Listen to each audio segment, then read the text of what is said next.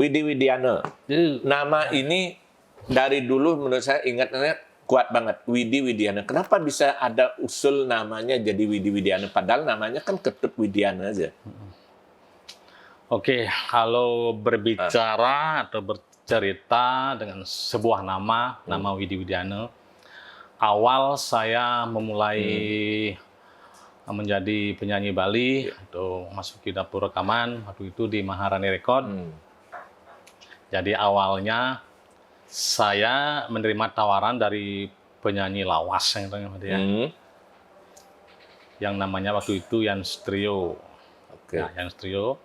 Jadi mendapat kesempatan untuk rekaman di Maharani.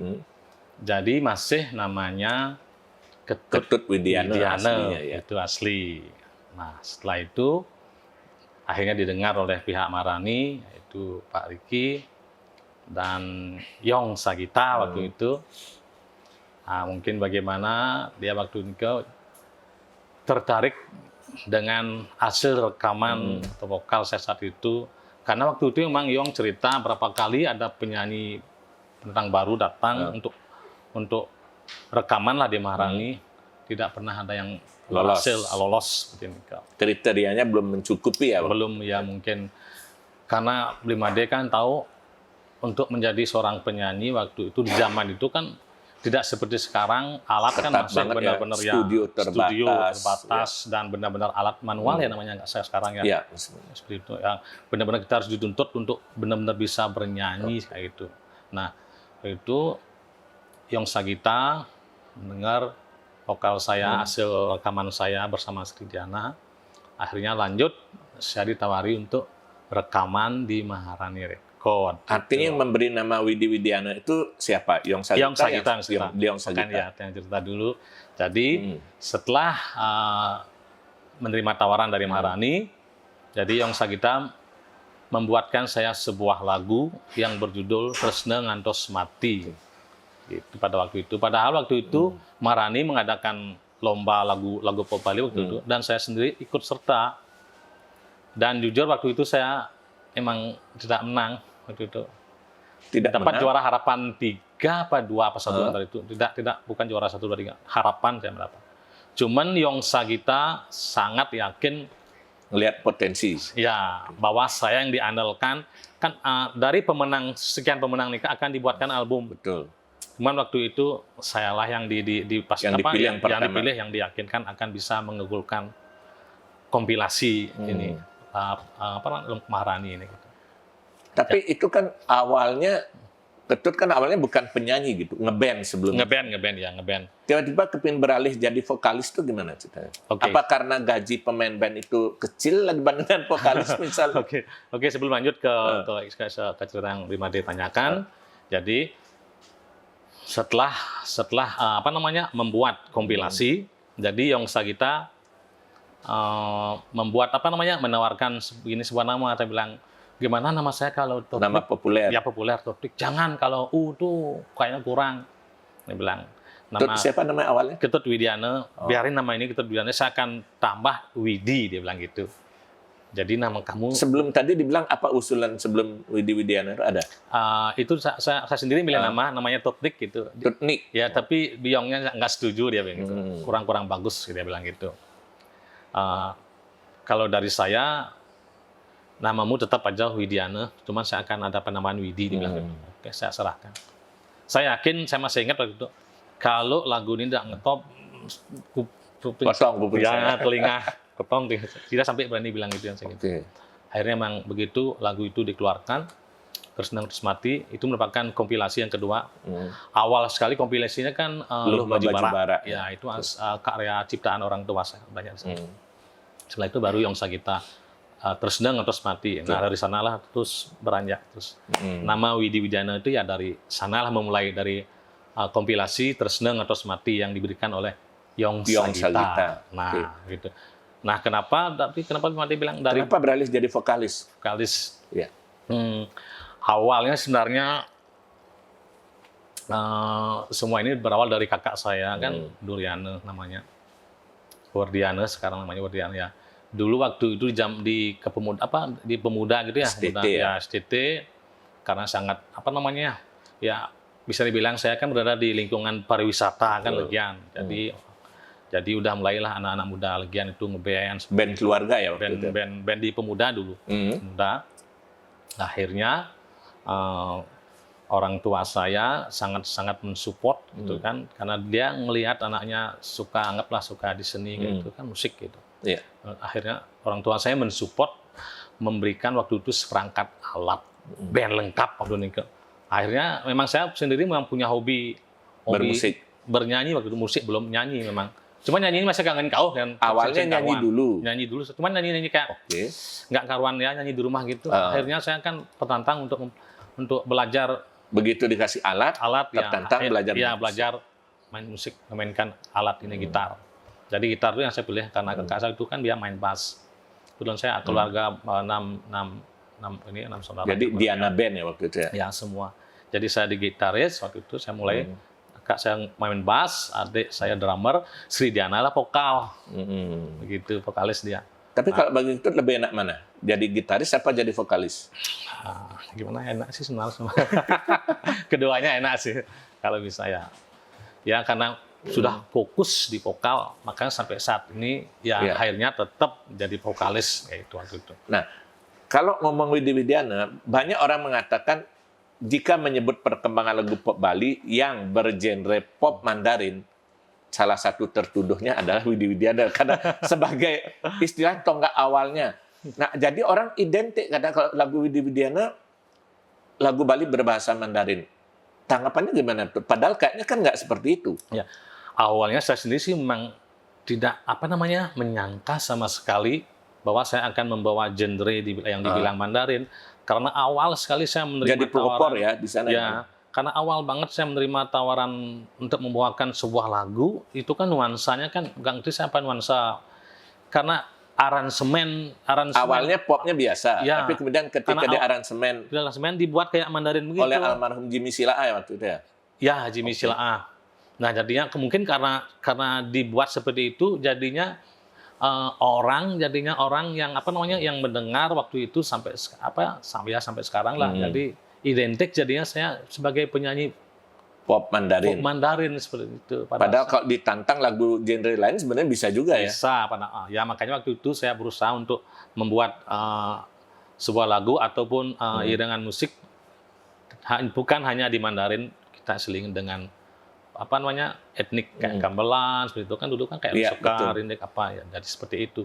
Jadi biar nggak terkesan monoton atau Mandarin terus seperti itu. Ya, kalau dibongkar albumnya kan memang variatif banget ya sebetulnya. Ya, memang cuma kebetulan yang Mandarin yang waktu itu yang lebih menonjol. Ya, lebih menonjol dan lebih banyak, dan lagu pun yang diberikan kepada saya kebanyakan memang nuansa ke sana. Dan kebetulan Jimmy Silaa waktu itu almarhum mengaransemen lagu ini benar-benar kental dengan nuansa iringan Mandarinnya gitu, dengan sound apa itu kecapi apa kesanalah emang jadinya. Gitu.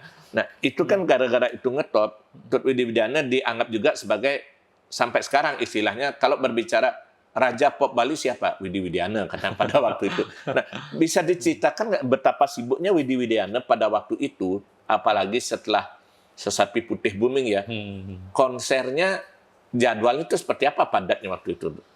Wah, bisa dibilang sangat padat sekali waktu itu, karena bisa dibilang waktu saya kan penyanyi Bali kan masih bisa dihitung dengan jari kan, apalagi waktu zamannya Liong Sagita itu kan.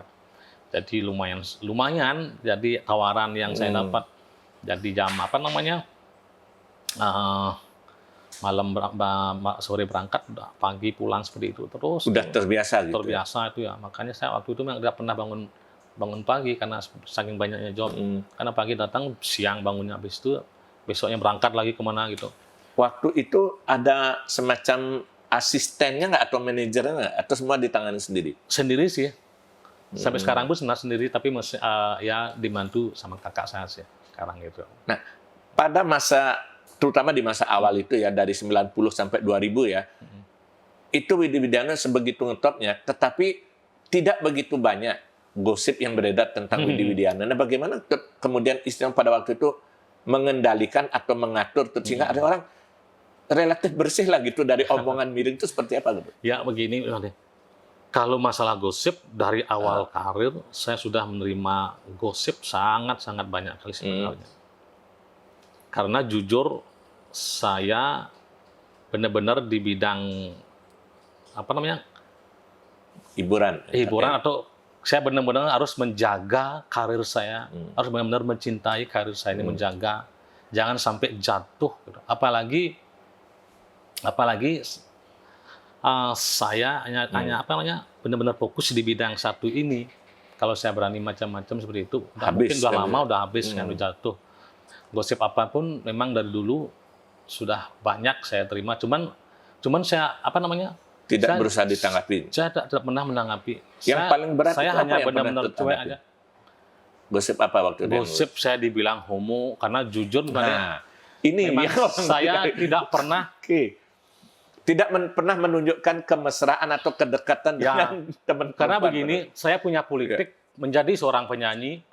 Kalau penyanyi itu idolanya dia tidak membawa apa namanya yang namanya seorang pacar atau pasangan, pasti penggemarnya pasti akan benar-benar dia akan bertanya atau ngubar sampai nangis sampai memuja-muja, ini berebut.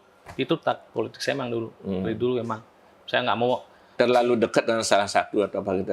Ya, bisa dibilang maksudnya misalnya nih udah nenteng cewek ke sini, artinya sana, kesempatan udah ya. Jadi tiap tempat beda lagi ya, gitu. Saya sebagai penyanyi sama penggemar ada jarak, jadinya dia takut ya, waduh, jangan-jangan ntar nanti pacarnya cemburu, jangan-jangan nanti pacarnya marah. Berani nggak minta foto seperti itu? Saya nggak mau ada kesan gitu. Masih benar-benar tujuan itu tadi ya, bahwa untuk menjaga karir itu harus banyak pertimbangan. Gitu. Ya, saya harus benar-benar menjaga. Tapi ketika menghadapi gosip tadi, ketika dikatakan suka sesama cowok itu, banyak nggak yang berusaha mengkonfirmasi atau gimana? Atau didiamin aja? Saya diam aja kok. Orang dia nggak dapat buktinya apa? Di mana? Cukup lama nggak gosip itu sehingga sampai diam? Lumayan. Kalau saya merasa nggak ada, saya nggak bakal pernah sampai detik ini pun saya nggak akan pernah marah atau terhadap omongan beliau seperti itu. Atau benar-benar istilahnya bikin apa misalnya di medsos atau apa maksudnya berusaha untuk mengklarifikasi nggak, karena memang saya tidak ada seperti itu, ya saya cuek, saya santai. Pada masa itu ada nggak penggemar yang berusaha mendekati itu? Banyak sekali. Biasa habis saya dulu zaman ya kemasan anggap dulu tuh memang dia. Selesai saya pasti sampai pulang pun dikejar sama gini. Di belakang panggung udah banyak yang menunggu ya. Di belakang panggung lain pulang ke rumah lain banyak. Berarti masih beruntung pada waktu itu belum ada internet ya, nggak diganggu WhatsApp, diganggu Instagram. Belum gitu ya, benar. Makanya itu saya benar-benar bisa menjaga banget. Ada nggak yang sampai istilahnya ngirim kartu, ngirim hadiah ke rumah segala macam gitu? Ada banyak. Sampai ngaku bahwa saya yang menghamili dia. Pernah ada seperti itu ya? Iya. Langsung ke rumah berbicara? Nggak ke rumah, dia nelpon, neror gitu.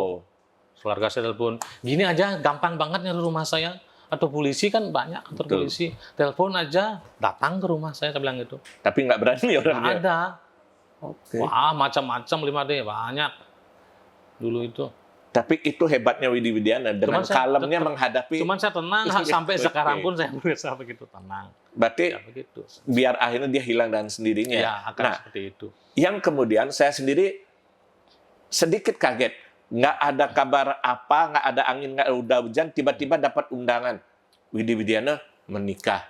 Nah, boleh diceritakan nggak itu ketemunya dengan istri sekarang itu seperti apa? Orang kan berpikirnya seorang artis penyanyi Bali, jodohnya mungkin ya seputaran kalau nggak penyanyi penggemar. Ini tiba-tiba, ketemu dengan salah satu putri desainer Indonesia. Itu seperti apa kira-kira? Ya itu seperti yang saya bilang tadi, memang dari awal itu masa kepingin sama nyari orang Bali dulu di awal gitu ya, orang Bali. Sampai mikir Bali mana ya? Gianyar, Tabanan, Buleleng, mikir. Ya, ada Buleleng barangkali gitu ya. Tapi kalau dia tahu saya penyanyi, pasti dia akan ngubar saya terus, bener megang terus, susah saya nanti berkarir, kekang. Lagi saya cari pacar yang benar-benar saya nggak tahu bahwa saya tuh siapa aja lah gitu loh. Akhirnya malah berpikir lebih baik. Gitu. Tapi sebetulnya kalau boleh tahu, istrinya Widi kan namanya Wena ya. Nah, Wena itu berarti awalnya bukan dari penggemar Widi Widiana ya? Bukan. Ini sebenarnya nggak saya sangka semua ya, itu yang namanya jodoh. Memang kita nggak pernah bakal tahu kan itu lima daya. Ketemunya di besok mana pun itu? kita nggak bakal tahu. Kejadian itu di mana? Apa yang terjadi? Ketemunya yang di tempat dia kerja di Umalas Oke. itu. Nah itu dah seperti yang saya bilang, memang saya dari awal menjalankan karir itu saya udah ngeset kok, udah umur sekian saya bakal nikah, umur sekian pacaran seperti itu. Dan itu nggak perlu gemar-gembor keluar ya? Ya enggak, saya nggak berusaha baru ngetop sedikit udah langsung cari pacar dan di sana sini enggak, emang tidak ada seperti itu. Tapi waktu itu ketika Wena tahu, apa reaksi yang terbawa? Oh, ini penyanyi Bali atau jangan-jangan Enggak, dia biasa aja. biasa aja? Dia biasa. Dia termasuk suka lagu Bali nggak? Enggak sih sebenarnya juga. Begitu gimana ngomongnya, Oke. dengar dia suka waktu dengar lagu Sampai Ingtai karena memang kebetulan tante Oke. itu posnya itu suka sama lagu itu. Jadi dia mendapat tugas untuk mempelajari lagu itu, menghafalkan lagu itu karena mau dijadiin semacam background untuk Fashion show. gitu gitu. Oke. Ini yang nggak bisa diduga sebenarnya perjalanan seperti itu. Maka Ya. itu dah jodoh. Tapi ketika itu terjadi, banyak dong penggemar yang artinya patah hati. Sangat banyak sekali. Nah, di sana pun juga saya ngapain? Itu saya ini anggaplah istilahnya bahasa Bali ini runguang gitu. Ya. Orang saya udah berumur, Sudah masa umur waktunya 35 nikah. baru nikah gitu kan. Ya. Nggak usah peduliin. Mau nggak mau ya harus nikah, ini udah 30, Oke. kepala 30 salah kayak gitu kan, udah 32 kalau nggak salah saya nikah tuh. Nggak usah dipedulikan lah Ya, omongan orang kan ya. gitu kan. Udah anggaplah ini udah waktunya seperti itu. Pas juga udah ketemu gitu kan. Nah, sejauh mana dukungan istri terhadap karir Widiana dari dulu sampai sekarang ini? Dia sangat mendukung sih dengan apa namanya, dengan kostum yang disiapkan dari awal itu sampai sekarang. Saling mengisi jadinya. Ya, Ngomong soal kostum, ada satu pertanyaan dan mungkin sudah sering terjawab juga, tapi banyak orang tidak puas. Saya pun masih belum puas. ya. Berbicara soal kostum Widiana kalau tampil di pentas, nyaris tidak pernah pakai alas kaki. Itu masih jadi tanda tanya, gimana ceritanya? Nah gitu? gini, Orang kan mengaitkan dengan mitos katanya ini gitu kan. gini awalnya saya kan manggung dari dari panggung Iya. panggung yang dekat dulu. Ada salah satu redaksi Bali Post yang melihat saya kan bisa dibilang dulu kan panutan anak muda gitulah, Iya. sosok penyanyi Bali. Karena saya tuh waktu itu tampil di Center kan pakai jaler kulit, Ya, ada rantai. betul. Jadi lagunya lagu Bali yang ada etnik apa kayaknya dia ngelihat tuh nggak sesuai gitu loh, nggak Oke. cocok. Dia seperti itu dia menilai Jadi saya. celananya model Michael Jackson, Ya, tapi nggak lagu gitu, Bali. lagu gitu ya. Bali. Akhirnya dia ketemu sama ini calon mertua saya yang saya bilang, yang dari Bean House, Betul. Ibu Obin itu. Dia cerita ini ada orang Bali, penyanyi Bali, sosoknya Bali.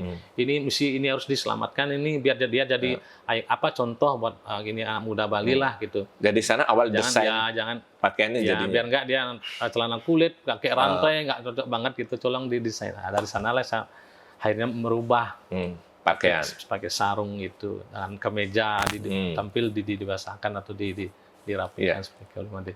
Nah akhirnya konsep tidak pakai Alas kaki. alas kaki. Nah, orang-orang penasaran. Iya, orang mengatakan bahwa oh itu ritualnya katanya. Jadi kemana boleh pakai alas kaki biar penonton terkesima. Nah, itu gimana tuh? Aduh gimana kayak? Ya sebenarnya saya merasa nyaman aja sih, nyaman nggak pakai alas kaki itu aja sih sebenarnya. Dan karena menyesuaikan dengan pakaian ya. Pakaian juga. Berarti berita bahwa itu ada ritual gini itu hoax Izin ya. aja sih sebenarnya. Itu lebih ke izin sama Bumi, Ibu Pertiwi sama Ibu gitu ya. Pertiwi, saya. Oke. Jadi saya ingat ya, mau-mau. itu hoax kalau misalnya ada kaitan dengan karena buktinya pernah juga saya lihat Widiana tampil dengan alas kaki, tapi karena pakaian kan nggak mungkin tampil dengan celana jeans tanpa alas kaki, baru kalau aneh sampai kan ya. orang melihat saya tampil pakai sepatu itu benar-benar situasi yang tidak bisa saya Ya, ini istilahnya. kondisi tempat Ya, pentas. mungkin pas kundangan kemana pakai sepatu tadi ditodong langsung dok nyanyi gitu mau mau. Ya, berarti menyesuaikan dengan penampilan Kalau apa memang benar-benar adanya kan gitu. saya bakal tampil memang show sendiri, memang akan konser sendiri, itu pasti lepas sepatu semua. Tidak. Nah, sepanjang karir Widiana dari awal 90-an sampai sekarang ini, pernah nggak punya pengalaman yang mengesalkan, bikin kecewa atau gimana dalam satu pentas? Karena kalau tidak salah, waktu awal-awal saya jadi wartawan dulu, pernah dapat kabar panggung roboh pernah, gitu kan. Ditinggal kabur IO pernah. Nah, Seperti apa suara tuh? hilang pernah. Nah, Jadi yang namanya ada pengalaman. 3 ya. Ada 3. Panggung roboh, ditinggal IO, dan suara hilang. Suara hilang. Suara hilang ini, seingat saya juga pernah, tiba-tiba orang jadi kreatif mengatakan, jangan-jangan ada nak ngenen itu. Nah, Ya ada pasti. gitu katanya. Itu gimana Dibalikan. tuh? Sebenarnya itu udah seperti yang Lima ditanyakan ke saya. Pengalaman hal seperti itu sebenarnya banyak dari awal karir sampai sekarang kan, karena itu lumayan lama kan, panjang ini pasti ada. Kalau yang panggung roboh tuh gimana kejadian? Awal cerita kalau masalah panggung roboh, ini kan menjadi bintang tamu waktu Iya. itu yang diadakan oleh, kalau nggak salah Apple apa dulu namanya, Apple Band apa studio apa yang Bali itu, Iya. production itu ya, dia yang gini yang menggelar acara Betul. konser waktu itu di lapangan Tabanan. Tabanan ya. Ya. Jadi waktu itu memang saya sebagai bintang tamu, acara itu baru mulai belum ada. Kalau boleh saya koreksi, kalau nggak salah, Apple Band juga sebagai pendukung. Yang waktu itu wayang selikur kalau nggak salah, yang wayang Jape ya. Mungkin ya. Pokoknya dia yang menggelar acara itu. Jadi acara itu memang di tiket serius. Jadi acaranya besar, panggung besar, pakai kontemporer, gamelan, band lengkap di atas itu semua. Mungkin pada waktu itu panggungnya tuh kurang apa? Nggak kuat. Kurang karena saking banyak konstruksinya ya kurang. Saking banyak personal di atas panggung itu. Nah dan situasi waktu itu juga ininya nggak becek kan, pas habis hujan. nggak ngerti lah itu. Baru mulai baru benar-benar. Waktu itu sudah tampil. Belum, baru mulai saya baru gitu, Pak. Saya lagi di belakang panggung nonton nih, baru mulai berdiri di belakang panggung, baru mulai kayak instrumen pembuka gitu. Baru setengah instrumen udah langsung jatuh. Oke. Dan konser batal jadinya. Iya, waduh, panitia ini yang kabur semua. Saya malah bengong gini. Nonton itu lo nggak ikut kabur. Padahal kan bahaya itu tiket kan. Kan biasanya kan pengisi acara jadi sasaran kan. Saya malah dia bengong saking kaget. Akhirnya saya yang di ini waktu itu. Itu pengalaman yang benar-benar saya yang halnya diambil untuk menenangkan penonton masa ini itu. Biar nggak ya kejadian tidak diinginkan lah gitu. Saya berusaha untuk berbicara di karena untuk ini kan menenangkan mereka ya, karena ini kan tidak disengaja. Akhirnya besoknya kita akan adakan lagi dengan gratis seperti pentas itu. ulang ya. Pentas ulang istilahnya. Kalau ditinggal IO nggak dibayar IO pernah? Pernah itu di Kibuli itu seperti apa? Di Kibuli ya, di Center. Sama juga itu penonton banyak banget dan udah pakai tiket juga itu semua. Kita belum menerima bayaran. Biasanya kan DP dulu paling nggak ya? DP ya, untuk selesai pentas sudah langsung gitu. Karena saking percayanya belum ada gitu. Dia mengatasnamakan Bung Karno yayasan gitu dulu tuh. Akhirnya begitu selesai show kan udah biasa lah kita kemas untuk itu kan, merias lagi kayak itu. Tiba-tiba mau nyari ini panitianya udah nggak ada. Kita kan maksudnya mau minta ini bereskan administrasi benar. Waduh. Akhirnya kita kejar juga. Nah, kalau yang suara hilang itu kejadiannya gimana tuh? Suara hilang itu kesalahan saya waktu itu waktu itu pementasannya di Gianyar Keramas apa dari sana itu. Waktu itu awal-awal saya lagi membuat video klip. Syuting video klip kan lagi senang banget kan ikut ngedit gitu. Ikut ngedit di studio, penasaran dengan hasil video gitu kan. Begadang ikut pada tuh batuk. Begadang sampai jam 4 begadang. Sementara besoknya harus nyanyi langsung tuh. Sorenya berangkat mau nyanyi sampai pagi jam 4 gini ikut begadang edit ya. Akhirnya minum obat batuk. Tidur bangun terus hilang dah. Waduh. Artinya belum sempat nyanyi ya, baru mau akan nyanyi hilang. Nyanyi, tapi udah dari rumah udah serah, udah pikir gimana caranya nanti udah benar-benar nggak bisa. Karena acara kan udah diumumin, tiket juga udah jalan gitu. Akhirnya tetap nekat datang ke tempat acara. Pokoknya berusaha untuk biar bisa nyanyi. Akhirnya begitu acara mulai jam 9, jam 8 tuh. Naik ke panggung, nyanyi nggak bisa juga. Hilang nggak keluar suaranya. Hilang nggak keluar suara. Malunya minta ampun. Waktu itu penonton heboh dong dia. Heboh, pertama kali saya mendapat kayak penonton, kayak gitu ya. Wah, sing bisa begini. Seumur-umur disorakin ya? Iya, sorakin. Sing saja bisa begini gitu, sampai seperti itu. Dalam hati jengkel lah kan. Saya bilang, pokoknya adakan lagi, saya bilang gitu. Tolong biar kita nggak enak lah, tolong adakan lagi kembali di sini. Gratis. Dan itu nggak usah dibayar ulang ya? Ya, gratis. Saya akan nyanyi 15 lagu sekaligus, saya bilang gitu. Tapi waktu itu pernah nggak dengar gosip itu dikatakan bahwa tuh kena tuh ada saingannya penyanyi Bali lain misalnya, seperti ada nggak? Itu sih biasa kalau seperti itu ada. Cuman saya tetap ya cuek aja gitu loh. Tidak pernah menanggapi. Ya. Tapi mudah-mudahan sih sampai sekarang semoga amit-amit tetap bersikap rendah hati gitu tidak ya. pernah terjadi hal-hal yang tidak kita inginkan. Nah, yang banyak juga orang tahu bahwa Widi Widiana tidak hanya sekedar menyanyi tapi juga menciptakan sendiri beberapa lagunya gitu.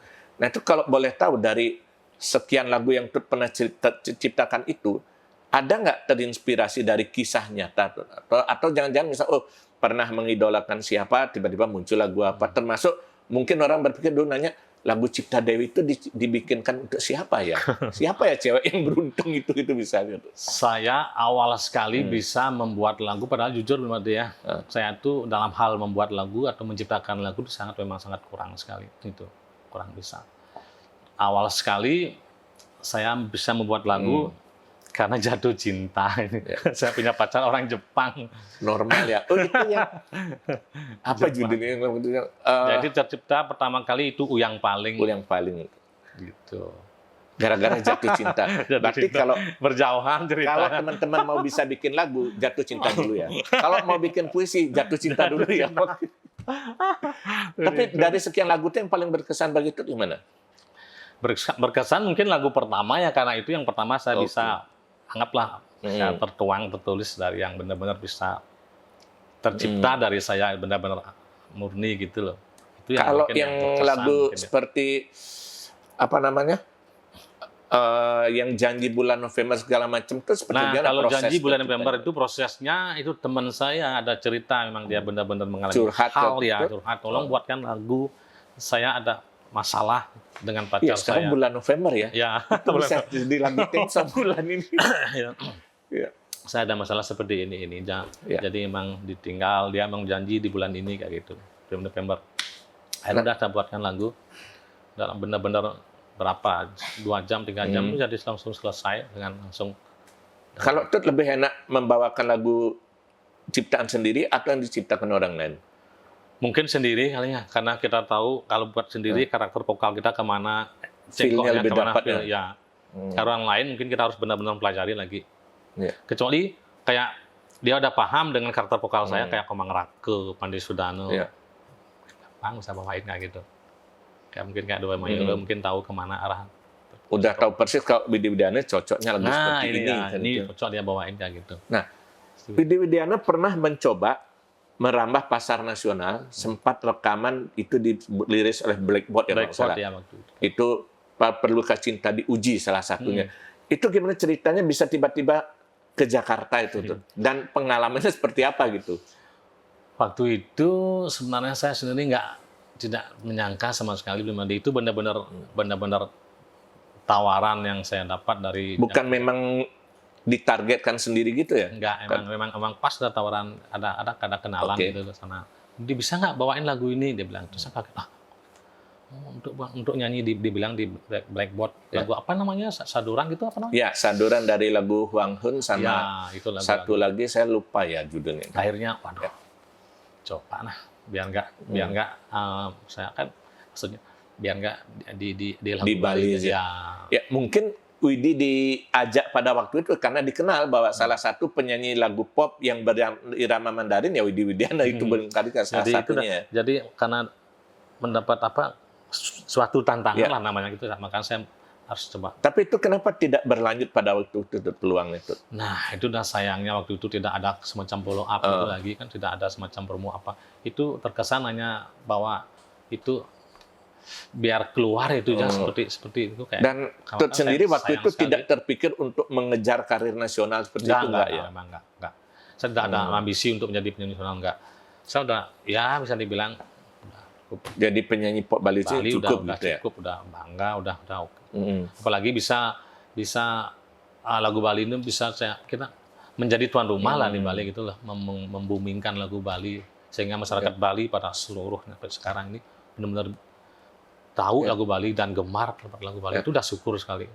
Widi Widiana kan kalau dihitung hampir 30 tahun udah di lagu pop Bali dan suaranya juga tidak banyak berubah. Itu ada karena kan banyak penyanyi sekarang yang mungkin 5 tahun udah perubahan vokal. Nah, Widi Widiana masih bisa tetap, itu rahasianya apa kalau boleh tuh? Karena dia mungkin karena satu nggak merokok juga, nggak ngerti ya, nggak apa namanya, nggak terlalu. Padahal saya tuh kalau masalah makan juga banyak melanggar. Biasa aja sebetulnya, nggak terlalu ketat ya. Ya, sebenarnya. Mungkin latihan vokal itu mungkin yang diperlukan untuk menjaga. Sering latihan vokal itu ya. Nah, kalau misalnya kalau kita lihat periode lagu pop Bali kan, Widi Widiana sempat merajai 1 dekade lebih dengan lagu pop Bali Mandarinnya itu. Lalu kemudian ketika muncul band modern, itu banyak orang mempertanyakan, bisa nggak Widi Widiana bertahan? Jangan-jangan ini masanya lagu pop Mandarin Widi Widiana habis. Sempat nggak ada kekhawatiran seperti itu pada waktu itu? Dan kebetulan memang trennya kan agak berubah di awal 2000-an.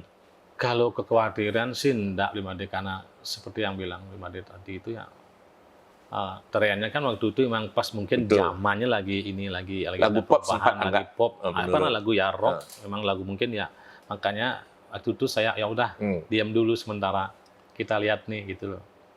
Artinya diam itu ditafsirkan oleh orang, oh Widi Widiana udah finish gitu, yang orang anggap seperti itu ya. Gitu kan. Sebenarnya enggak, karena kita ngasih peluang dulu kayak gitu. Dan sampai kita bisa ngelihat nih lagi masa pasar kayak gitu, ngeliat situasi. Dan itu kemudian ketika Tut memutuskan untuk naik lagi, didukunglah oleh kemajuan teknologi sekarang ini ya, YouTube ini gitu kan. Benar. Nah, itu setelah Tut mencoba, oke, ini saatnya saya tampil lagi. Pada waktu itu, gimana rasa percaya diri Tut ketika ngeliat bahwa, oh ini zaman YouTube kan banyak penyanyi makin banyak, gaya modern, gaya dan segala macam. Jujur waktu itu saya tertantang lagi Limade untuk, padahal itu saya ada waktu itu ada masa-masa jenuh saya penyanyi memang. Dan saya ada dengar gosip juga di luar, banyak yang bilang dia udah nggak laku lagi, udah tenggelam. Iya. Orang meragukan pada waktu itu kan. Udah nggak kanggo lagi seperti itulah. Tertantang saya lagi. Ya, lihat nanti.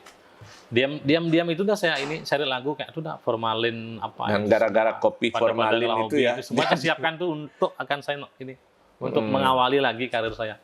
Di tahun berapa itu? 2015 atau berapa itu?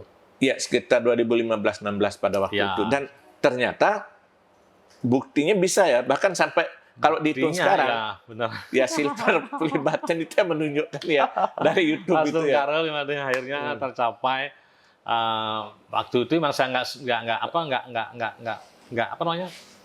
Tapi nyangka akan mendapat tawaran dari Andi untuk membuat YouTube. Sebelum itu yang pernah saya dengar katanya pada di awal-awal tuh kata Tut Widi Widiana kurang begitu percaya dengan YouTube bisa menghasilkan apa. Sempat dia berpikir begitu katanya. Kurang begitu yakin dengan sistem itu. Enggak, yang kalau itu sih enggak, cuman enggak saya enggak menyangka akan ada zaman YouTube ini seperti sekarang. Akan bisa berkembang ya. Ya, karena waktu itu kan masih fokus kaset, CD, jualan seperti itu. Akhirnya ada tawaran dari Andi Dwarso, diajak ketemu. Oh oke, gitu karena dengan sistem bagi hasil seperti ya kayak saya merasa cocok kayak gitu. Akhirnya ya udah lanjut gitu. Dan saya melihat juga zaman sekarang ini memang sudah ada peralihan seperti itu. Dan jumlah lagu yang dirilis itu banyak juga yang tembus di atas 1 juta bahkan ada lebih 2 juta ya. Iya. Itu tidak bisa cerita bisa berbagi nggak bagaimana caranya beradaptasi itu? Karena kalau dipikir era 90-an berbeda, awal 2000-an berbeda. Sekarang eranya milenial, YouTube berbeda lagi. Tapi Widi Widiana masih bisa eksis. Nah itu gimana tipsnya? Karena tipsnya mungkin begini ya, kita jadi seorang penyanyi, jadi pertama kita harus tahu dulu karakter vokal kita, lagu apa yang kita cocok bawa, dan juga kita harus bisa menyeleksi lirik lagu itu. Dan juga melihat situasi zaman juga harus kita lihat semua itu zamannya sekarang apa yang digemari, semua itu kita harus baca semua. Tidak asal bernyanyi, tidak asal ngambil lagu seperti ini. Termasuk itu juga menyebabkan tiba-tiba beralih dengan lagu yang agak sedikit guyonan seperti Sopir Traktor itu. Ya, traktor, apalagi yang Nah itu dah karena melihat situasi sekarang kan lagi sulit apa Seperti utung-utung itu juga ya. Kita tuangkan lirik ekonomi yang lagi sulit itu kan memang benar. Sekarang kan sosialita, kan sosial gitu maksudnya. Ini kan situasi artinya zaman sekarang. Mengikuti perkembangan zaman tapi tanpa melupakan karakter gitu ya. Benar-benar seperti itu pas ya. Kalau ngomong karakter, kembali cerita di awal, Widi Widiana terkenal dengan lagu pop Bali Mandarin dan sejumlah lagu pop Bali yang nuansa tradisionalnya kental seperti Skadi Keset itu. Ya. Dengar-dengar katanya akan berusaha balik lagi ke irama itu, mungkin dengan mendaur ulang lagu atau seperti apa? Sebelum mendaur ulang atau recycle, ini kan udah kayak Angkan Benyilih itu kan udah termasuk model-model lama itu. Itu ketika Tut memilih itu apa karena mencoba membangkitkan kenangan penggemar yang lama atau gimana? Satu itu karena saya tidak mau melupakan seperti yang Dimade bilang tadi nuansa karakter lama itu. Dan kedua saya lihat lirik lagu ini bagus banget gitu loh. Kayaknya mengena gitu loh di zaman sekarang ini. Itu yang membuat saya tertarik dengan lagu itu. Dan bisa menginspirasi ya? Ya, dan digarap sama Dearte dibuatkan lagi lah nuansa seperti itu, etnik kayak gitu, kayak zaman-zaman yang mirip seperti Widi Widiana era dulu, tapi dengan nuansa kekinian. Jadi gini, kalau berbicara tentang karakter Widi Widiana, identik dengan lagu pop Mandarin, lagu pop dengan nuansa kental seperti Tekor Bubus, Skadi Keset. Ada nggak keinginan untuk membangkitkan kembali lagu itu agar bisa diterima ya untuk generasi sekarang? Itu sangat ada sekali, bahkan saya sudah siapkan semua 5D. Berarti nanti ini satu persatu. Karena kenapa? Karena saya kepingin lagi di zaman sekarang di apa namanya? Di era milenial ini memperkenalkan kembali karya-karya saya yang dulu atau lagu-lagu yang pernah saya bawakan dulu. Ya, mungkin ada yang belum tahu seperti itu.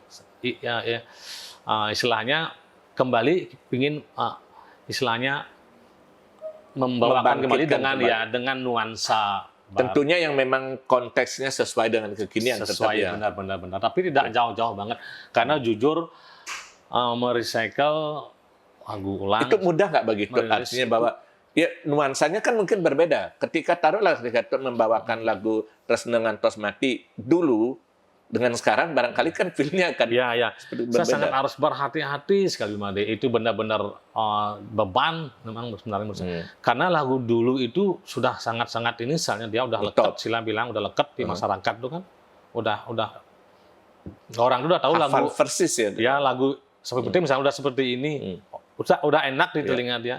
Jadi ini benar tantangan banget buat saya. Itu makanya saya bilang itu beban. Berarti minimal kalau nggak bisa lebih minimal menyamai. Benar. Inilah bagaimana caranya saya untuk membawa ulang lagu tersebut biar benar-benar orang bilang, oh, nah ini lebih enak nih sekarang seperti itu. Biar nggak kecewa malah ya. Jadi, wah lebih enak yang dulu biar kayak gitu ya. Ini beban membawa lagu-lagu lawas tuh karena itu udah lagu. Jadi salah dong anggapan orang mengatakan biar gampang bawain aja lagu yang lama. Justru malah lebih sulit ya. Sulit kalau menurut saya tuh. Jadi akan jatuh lagi orang wah bagusnya lebih aman justru bawain lagu baru. Sebenarnya. Makanya saya berpikir banget kalau untuk membawa ulang lagu yang sudah pernah anggaplah lagu lawas. Aransemennya seperti apa nih sekarang? Kita apain nih gitu. Biar enak didengar lagi. Biar bisa paling tidak diterima. Janganlah muluk-muluk hits itu. Kalau hits lagi ya kita bersyukur. Dan Ketut kayaknya nggak terlalu kaku ya bekerja sama dengan arranger siapapun bisa ya sebetulnya. Bisa, cuma kita harus saling mengisi lah. Oke. Komunikasinya itu bisa lebih enak itu ya. Ya enak. Ini lagunya ini yang lawas. Dulu kan seperti ini dia. Ya. Coba kita sekarang rubah kayak ini kayak itu model. Nah, kalau soal masalah fans tuh terkait dengan masalah tadi lagu dibilang bahwa membandingkan lagu lama dan dulu, masih banyak juga penggemar Tut yang mungkin boleh dibilang sudah sepuh itu ngerasa bahwa Widi Widiana kok artinya ketika membandingkan dengan penyanyi sekarang mereka orang bilang kok lebih enak model lagu-lagu lama ya lagu-lagunya Widi Widiana zaman dulu. Dan seperti apa Tut menanggapi karena kan ketika Tut mencoba bawakan lagu pop modern seperti misalnya yang lebih ya barangkali seperti ketika ciptanya Tika Pagraki itu orang menganggap bahwa ini terlalu modern untuk seorang Widi Widiana lebih cocok ini. Gimana menanggapi? Nah itu kalau menurut saya penggemar saya khususnya yang sudah lawas karena dia sudah terbiasa mendengarkan atau melihat saya membawakan lagu-lagu dengan tema seperti itu. Udah enak di hati dia, kayak itu di telinga dia mungkin. Udah biasa dia dengar kayak itu, udah ada lihat. Seperti itulah jadinya. Jadi tidak ada masalah. Saya istilahnya memperluas pangsa berarti pasar. Artinya bahwa bagaimana biar penggemar dulu masih bertahan, penggemar yang baru juga bisa didapat. Baru kita ada ini lagi seperti itu. Istilahnya nggak monoton di sana di jalan itu terus istilahnya kayak istilahnya mencoba bahwa saya mampu bisa nih membawa lagu pop beradaptasi dengan anak sekarang itu. Mencoba itu walaupun nanti mungkin kurang sukses yang dulu, tapi paling enggak ya berusaha lah gitu. Kalau soal karakter Widi Widiana, dulu pun sudah ada dan sampai sekarang pun orang mungkin masih ingat. Mereka berpikir bahwa Widi Widiana ngetop, ingin seperti Widi Widiana. Nah, gimana tuh menanggapi bahwa orang bukan menduplikasi, tapi orang selalu kepikir kalau penyanyi Bali acuannya Widi Widiana, karakternya kayak Widi Widiana. Gimana tuh memberikan tanggapan itu orang? Ya jadinya malah ya mungkin boleh dibilang ya copycat atau apa namanya kan. Saya nggak nyalain karena memang mungkin karena dia sangat-sangat mengidolakan gitu loh, mengidolakan idolanya. Bagaimana idolakan mungkin dari rambutnya dia tiru kayak gitu kan. Ada sampai gaya rambut dia ditiru ya. Dari gayanya dia tiru, dia kepingin banget mungkin ya bisa seperti idolanya. Padahal kalau menurut saya itu salah. Dia boleh mengidolakan gitu loh. Misalnya saya mengidolakan siapa gitu misalnya. Boleh, cuman itu kita harus mengidolakan saja. Begitu kita akan menjadi seorang musisi atau penyanyi, karakter sendiri. Pakailah karakter sendiri gitu. Keluarkan karakter sendiri. Jangan sama sekali meniru sedikit pun jangan. Nanti begitu kita keluar nanti dengan karya kita yang baru perdana, jadi orang akan membandingkan langsung wah baru nih. Siapa nih gitu langsung biar nggak begitu orang dengar, wah kok kayak ini biar nggak gitu maksudnya. Iya. Kayak gitu. Kok sama ya kak? Padahal bagus misal kok kayak biar nggak ada salah. Jadi kita benar-benar harus cari nih kata kita apa. Caranya. Kalau Tut sendiri ketika awal tampil dulu jadi penyanyi, siapa yang Tut jadikan pattern atau contoh gitu boleh bilang yang Tut idolakan pada waktu itu? Kalau dulu sebelum ketemu karakter sendiri. Saya dulu tuh sangat mengidolakan Jamal Mirdad dulu. Penyanyi ini di nasional. Makanya cengkoknya itu saya suka. Ternyata saya beruntungnya waktu saya mulai rekaman lagu Bali itu awalnya kan penyanyi Bali itu kan bisa dihitung Yongsa Gita, Senayan Beru ada beberapa lah gitu loh dengan karakter lagu pop yang agak kocak dengan zaman-zaman model dulu ya. Jadi saya muncul pembenar ini benar-benar mencuri perhatian, jadi benar-benar baru dengan bawa cengkokan sendiri. Juga tidak ada yang memancing muncul penyanyi baru juga ya. Benar-benar. Di sana saya bersyukurnya awal muncul itu benar-benar kelihatan benar fresh gitu dengan cengkokan beda dengan yang lainnya. Yang lain. Dan itu warna musik juga beda, belum ada kreatifnya. Banyak beruntungnya juga pada waktu itu ya. Jadi ada suling live, ada gamelan kayak gitu. Nah, the last one, terakhir pertanyaannya. Kalau ada yang bertanya, sampai kapan mau nyanyi Tut? Boleh dimana? Kalau saya, ya sampai digemari lah pokoknya. Sampai benar-benar saya sanggup kuat untuk selama masih ada penggemar. Selama masih penggemar dan memang benar-benar sanggup untuk bernyanyi gitu. Saya orangnya karena tidak berambisi sekali. Saya harus nyanyi sampai umur sekian isi going aja gitu ya. Pokoknya saya mengalir aja nih. Kalau orang menggamari, oke, saya lanjut terus. Kalau pada waktunya sudah cukup ya udah. Mungkin gitu. Berkarya menciptakan lagu atau mencari penyanyi baru, musisi baru. Jika itu misalnya nanti satu saat, Tut misalnya merasa bahwa udah cukup dan beralih ke bidang lain, bidang apa yang mau Tut lakukan? Ya mungkin bisnis, mungkin bisnis kuliner lah, banyak lah nanti mungkin gitu. Cari bidang usaha gitu yang baru ya. Kan orang bilang tidak akan selamanya di sana kan bintang kan istilahnya tidak akan selamanya bintang bersinar. Bintang tidak akan selamanya bersinar. Ketika matahari muncul, bintang akan tenggelam. Itu dia. Tidak istilahnya tidak berambisi harus selamanya jadi penyanyi sampai tua Pak, sampai ompong gitu enggak. Walaupun sudah nggak ada penggemar, Ya, saya akan nyanyi terus tidak seperti ini. Semoga sukses Santai. untuk Widi Widiana dan bisa Kasih, tetap Sungkara. terbang tinggi seperti sesapi putih ya. Sungkara, Oke. amin. Dan banyak yang menggemari seperti kupu-kupu nakal. Oke. Sukses untuk Widi Widiana. Terima kasih Mbak Ade Adjana atas waktunya, kesempatannya.